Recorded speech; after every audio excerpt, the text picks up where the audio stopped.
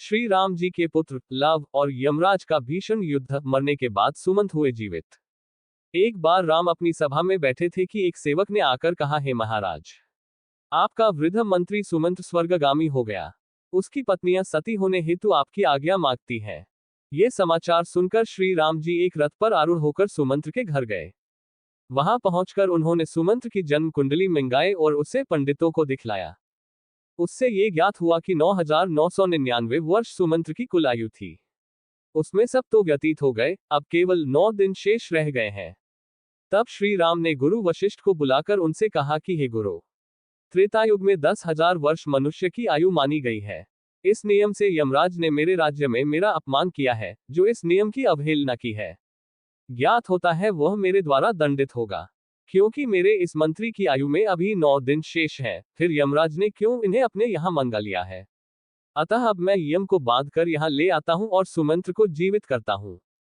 वशिष्ठ जी से ऐसा कहकर श्री रामचंद्र जी गरुड़ पर जा बैठे और धनुष टंकार करते हुए यमराज की संयमिनीपुरी की ओर चल दिए। मार्ग में देखा तो यम के दूत सुमंत्र को बांधे लिए जा रहे थे। दृष्टि पड़ते ही राम ने दूतों को मारकर सुमंत्र को छुड़ा लिया। इस पर यमदूतों ने विनयपूर्वक कहा कि हमने आपका क्या अपराध किया था कि जिसके कारण आपने हमारा यह अधिकार छीन लिया है। राम ने कहा कि अभी इसके जीवन के 9 दिन शेष है, फिर तुम लोग इसे कैसे बांध कर ले जा रहे हो। जब इसके दिन पूरे हो जाए तब सानंद इसे ले जाना। राम की बात सुनकर यमदूत बोले, राघव, इसके जन्म की कथा अपूर्ण है। जब ये जन्म लेने लगा था तब माता की योन से सर्वप्रथम इसके दोनों हाथ और मस्तक बाहर निकल आए थे। तदनंतर 10वें दिन इसके और अंग निकले थे। श्रेष्ठ मंत्रों से पंडितों ने इसकी रक्षा कर ली थी। इसी से इसका नाम सुमंत्र पड़ा था। तब जिस दिन इसके हाथ तथा मस्तक बाहर आया था, उसी दिन से आज तक इसकी आयु समाप्त हो गई। आप जो इसके 9 दिन बतलाते हैं, ये संदिग्ध है। अतएव हे राम, इसमें हमारा कोई दोष नहीं है। आपने व्यर्थ ही हमें मारा है। तब उनकी इस बात को सुनकर राम ने कहा, हे यम के दूतों, जिस दिन माता के गर्भ से इसका जन्म हुआ है, वही दिन इसके जन्म का दिन है। उसी दिन को इसके माता पिता तथा ज्योतिषियों ने इसका जन्मदिन अंकित किया है। अतएव वास्तव में अभी इसके 9 दिन शेष हैं। तुम लोग जाओ और आज के 10वें दिन इसे ले जाना। उस दिन मैं अवरोध नहीं करूंगा। राम जी की बात को सुनकर दूत वहीं से लौट गए। राम जी भी लौटकर अयोध्या चले आए। राम सुमंत्र के घर आए। वहां उन्होंने सब लोगों को सुमंत्र के साथ प्रसन्न देखा। सुमंत्र ने राम को देखकर प्रणाम किया और उनकी पूजा की। पश्चात राम अपने भवन को गए। सुमंत्र ने अपने जीवन के 9 दिन शेष जानकर पर्याप्त पुण्य दान किया। यम के दूत अपनी पगड़ी फेंककर यम से बोले, हे यमराज, तुम कैसे अपने अधिकार की रक्षा करते हो। अपने अनुचरों की ये दुर्दशा देखकर क्या तुम्हें लज्जा नहीं आती। मार्ग में राम ने हमसे सुमंत्र को छुड़ा लिया और कहा कि अभी इसके जीवन के 9 दिन शेष है। जब उसके वह 9 दिन पूरे हो जाएंगे तभी राम उसे आने देंगे। अब हम लोग जल में डूबकर अपने प्राण विसर्जन कर देंगे। तब दूतों की यह बात सुनकर यमराज क्रोध के मारे लाल हो गए और दूतों से कहा कि तुम सब कुछ भी खेद प्रकट न करो। मैं आज ही राम को बांधकर उनके इस कृत्य का दंड दूंगा। तुम जाकर सेना तैयार करो, तब तक मैं इंद्र के पास जाता हूं। ऐसा कहकर यमराज तत्क्षण इंद्र के पास चले गए। उन्हें सारा वृतांत सुनाया और सहायता करने की प्रार्थना की। यम की बातें सुनकर इंद्र ने कहा कि हे यमराज, क्या तुम उन्मत्त तो नहीं हो गए हो। तभी तो भगवान विष्णु के साथ युद्ध करना चाहते हो। अब यही उचित है कि तुम अपनी संयमिनीपुरी लौट जाओ। राम का तुम क्या कर सकते हो। उनसे भयभीत होकर ही तो मैंने अपने यहाँ से पारिजात और कल्पवृक्ष, इन दोनों देव वृक्षों को उठा दिया था। इंद्र का ऐसा वचन सुनकर यमराज अग्निलोक को चले गए और जब सहायता मांगी तब अग्नि ने भी वैसा ही उत्तर दिया।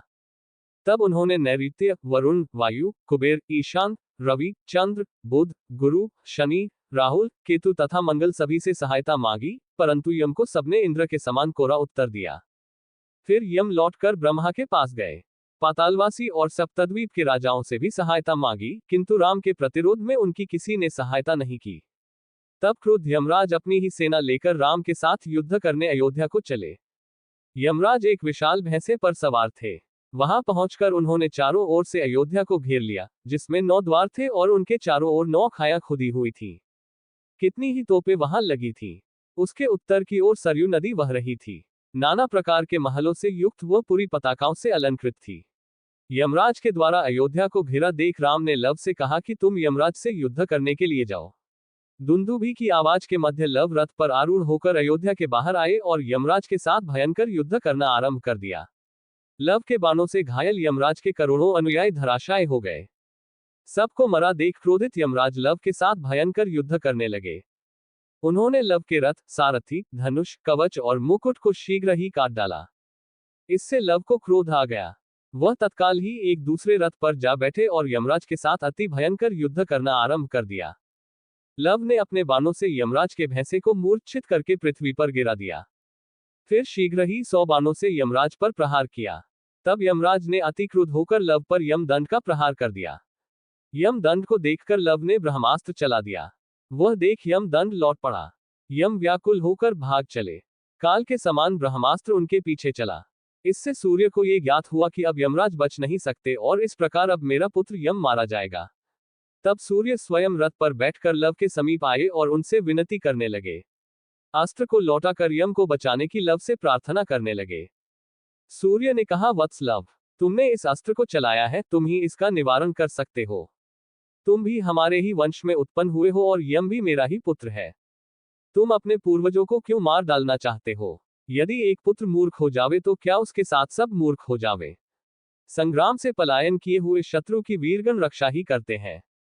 इस प्रकार जब सूर्य ने बहुत प्रार्थना की तब लव ने ब्रह्मास्त्र का संवरण कर लिया। तदनंतर लव को आगे किए हुए यमराज के साथ सूर्य राम जी का दर्शन करने के लिए प्रसन्नतापूर्वक अयोध्या नगरी में आए। ये देख देवताओं ने हर्ष से अपने अपने वाद्य बजाए। लव पर फूलों की वर्षा की। लव ने जाकर राम जी को सादर प्रणाम किया।